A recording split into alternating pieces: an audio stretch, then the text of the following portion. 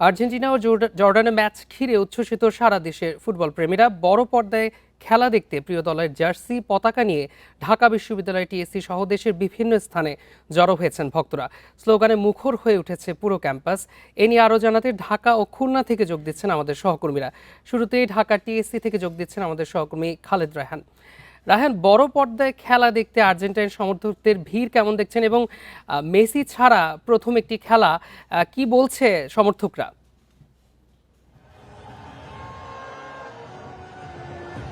দেখুন, যেমনটি বলছিলেন যে এটি একটি নিয়ম রক্ষার ম্যাচ, তারপরেও কিন্তু আর্জেন্টাইন সমর্থক যারা আছেন কয়েক হাজার সমর্থক কিন্তু এই যে ঢাকা বিশ্ববিদ্যালয়ের টিএসসি এলাকাটি রয়েছে সেখানে তারা সকাল থেকে জড়ো হয়েছে। সকাল ৮টায় খেলা শুরু হলেও আমরা দেখেছি ৬টা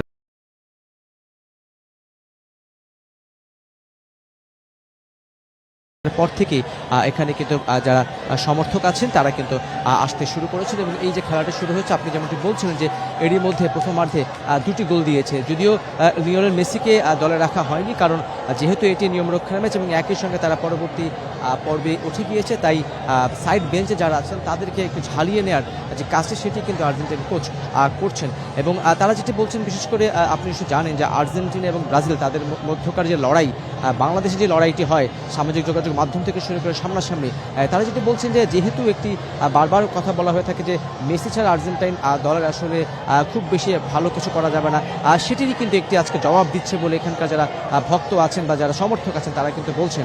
তারা বলছেন আজকে মেসি ছাড়াই প্রথমার্ধে 2টি গোল দিয়েছে এবং মেসি ছাড়াও যে আর্জেন্টিনা বিশ্ব চ্যাম্পিয়ন হওয়ার যোগ্যতা রাখে সেটি কিন্তু তারা বারবার করে বলছেন। এবং একই সঙ্গে তারা বলছেন যে এই দলটি যে দলটি রয়েছে, আজকে মেসিকে বিশ্রাম দেওয়া হয়েছে, পরবর্তী যেই খেলাগুলো রয়েছে সেই খেলাগুলোতে মেসি খেলবেন এবং মেসি ছাড়াও তারা যে ভালো পারফর্ম করতে পারেন সেটিরও কিন্তু আসলে প্রমাণ দেখছেন। আপনি জানতে চেয়েছেন যে আর্জেন্টিনাইন সমর্থক যারা আছেন, এছাড়াও কিন্তু আমরা দেখেছি ব্রাজিল থেকে শুরু করে অন্যান্য দলের সমর্থক যারা আছেন তারাও কিন্তু আসলে এখানে এসেছেন। এবং আর্জেন্টিনা যখন প্রথম দ্বিতীয় গোলটি যেটি পেনাল্টির মাধ্যমে হয় সেটি নিয়েও কিন্তু যারা ব্রাজিল সমর্থক আছেন তারাও কিন্তু নানা রকমের যেটিকে বলা হয় যে কটু কথা, সেটিও কিন্তু তারা বলছেন। আসলে এখানে সব ধরনের দর্শকে তারা কিন্তু এসছেন, যদিও আর্জেন্টাইন সমর্থক যারা তারাই কিন্তু বেশি এখানে আসছেন। তারা কিন্তু যেটি বলে উচ্ছ্বসিত হয়ে তারা খেলা দেখছেন এবং তাদের যে আনন্দের বহিঃপ্রকাশ সেটি কিন্তু আমরা এখানে দেখতে পাচ্ছি।